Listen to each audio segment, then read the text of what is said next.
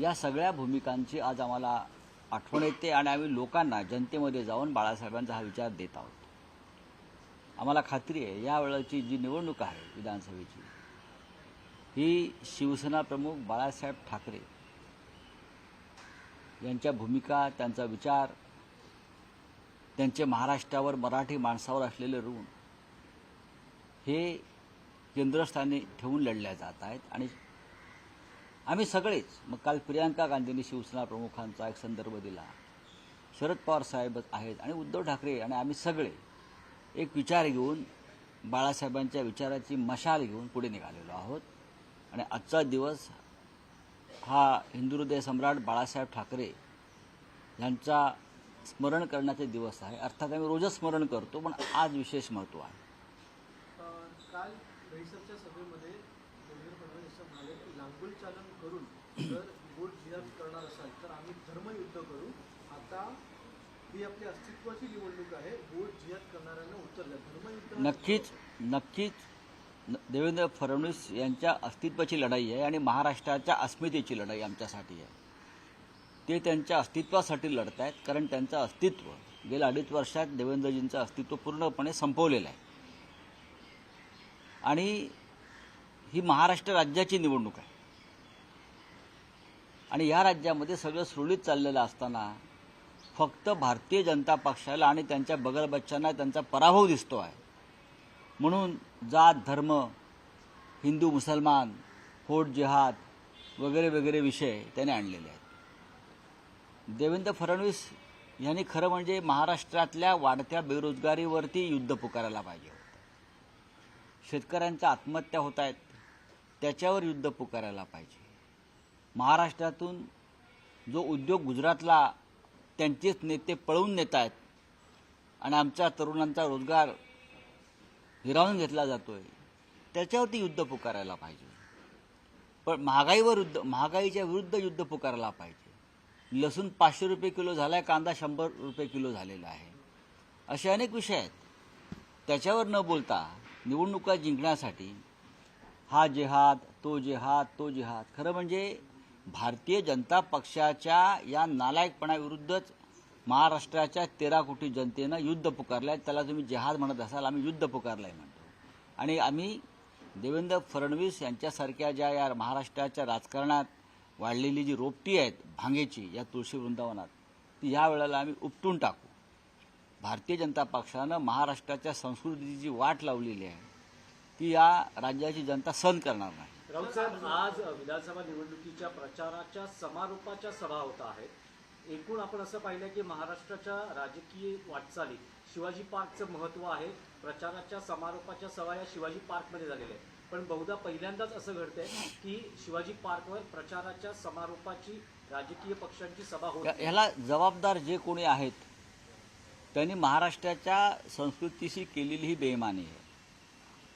म्हणजे शिवसेनेला शिवतीर्थ मिळू नये यासाठी झालेलं कारस्थान होतं. लक्षात घ्या, मी जे म्हणतोय उद्धव ठाकरे साहेब जे म्हणतायत की शिवसेनेला अडचणीत आणायचं, की शिवसेनेची कोंडी करायची आणि त्यासाठी सुपाऱ्या वाजवायच्या, सुपाऱ्या घ्यायच्या, हे या राज्यातलं एक राजकारण वाढलेलं आहे. शिवतीर्थात आज खरं म्हणजे 17 नोव्हेंबर बाळासाहेबांचा, आमच्या शिवसेना प्रमुखांचा स्मृतिदिन आहे. आज संध्याकाळपर्यंत तिथे हजारो लाखो लोक येतील. त्याच्यामुळे त्या परंपरेनुसार आम्हाला ही परवानगी सभेसाठी मिळायला पाहिजे होती. पण आम्हाला मिळू नये म्हणून दुसरं कोणीतरी एक दिवस आधी कागद दिला असं म्हणतात आणि शिवसेनेला शिवतीर्थावर सभा घेण्यापासून रोखण्यात आलं. याला तुम्ही काय म्हणू शकता? याला तुम्ही जळफळाट जो शब्द असतो किंवा एक विकृती हा एक शब्द असतो मराठीमध्ये, तेच म्हणावं लागेल ना. बरं, तुम्ही सभा घेत नाही आहे स्वतः आणि आम्हाला घेऊ देत नाही. हे भारतीय जनता पक्षाचं किंवा गुजरात राज्याचं हे महाराष्ट्राविरुद्ध कारस्थान आहे. मी वारंवार म्हणतोय, हे गुजराती कारस्थान आहे. नरेंद्र मोदी, अमित शहा, देवेंद्र फडणवीस यांच्या माध्यमातून झालेलं. राऊत साहेब, आणखी एक विषय आहे की अजित पवार बारामतीकरांना असं म्हणाले, मतदान करताना एक गोष्ट लक्षात ठेवा, पवारांनंतर मीच तुमचा वाली आहे. हे ते कसं काय ठरवू शकतात? जग कोणाशी अडत नाही. बरं का, रामकृष्णही आले गेले त्यांच्या विना नाही अडले, असं एक ओळ आहे. कोणापासून काही अडत नाही. शरद पवार साहेब असतील, माननीय शरद पवार साहेब असतील, माननीय बाळासाहेब ठाकरे असतील, याने एक उत्तुंग व्यक्तिमत्व स्वतःची उभी केली. आणि त्यांच्यानंतर कोण, बरं का, हा प्रश्न उपस्थित झाला. तरी ह्या सगळ्यांनंतर नक्कीच या नेत्यांशी बेईमानी करणारा त्यांचा वारस होऊ शकत नाही. कुणी असेल, कोणत्याही पक्षाचा नेता असेल, त्या नेत्याशी बेईमानी करणारा त्यांचा वारस किंवा मीच त्यांच्यानंतर, हे कसं काय होऊ शकेल? असं होऊ शकत नाही.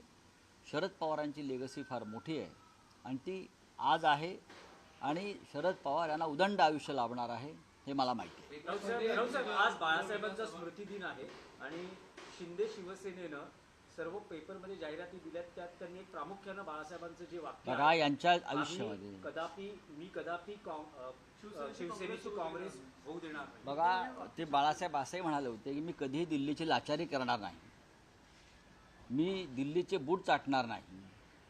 बरं, आणि कमळाबाईला सुद्धा मी त्याची जागा दाखवेन, हे बाळासाहेबांनी सांगितलं होतं. पण आज एकनाथ शिंदे आणि त्यांचे लोक दिल्लीचे बूट चाटतात, दिल्लीची मुजरेगिरी करतायत.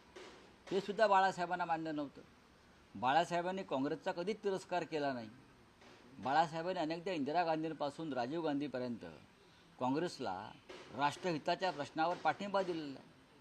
महाराष्ट्रात बॅरिस्टर अंतुले असतील, वसंतराव नाईक असतील, वसंतदादा पाटील असतील, किंवा शरद पवार असतील, या सगळ्या प्रमुख काँग्रेस नेत्यांबरोबर बाळासाहेबांनी आपले जिव्हाळ्याचे संबंध ठेवले आणि महाराष्ट्रामध्ये एकोपा राहील याचा कायम त्यांनी एक काळजी घेतली. एकनाथ शिंदेना काय माहिती आहेत बाळासाहेब ठाकरे? त्यांनी कधी टेंबिनाकाच्या पलीकडे जग पाहिलं नाही, ते आम्हाला महाराष्ट्रात बाळासाहेब ठाकरे वगैरे शिकवणार का? बोलिए आप बोलिए. हिंदू हृदय सम्राट शिवसेना प्रमुख बालासाहेब ठाकरे जी का स्मृति दिन, 12 साल बीत गए हैं. बाला साहेब हमसे सिर्फ शरीर से गए, उनका विचार हमारे साथ है.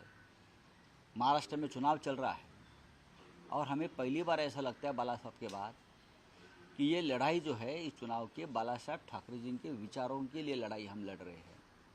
बाला साहब ने शिवसेना की स्थापना इसलिए की थी कि महाराष्ट्र धर्म की रक्षा हो, यहाँ का जो मराठी मानुस है उनके स्वाभिमान की रक्षा हो, हमारे विचारों की रक्षा हो.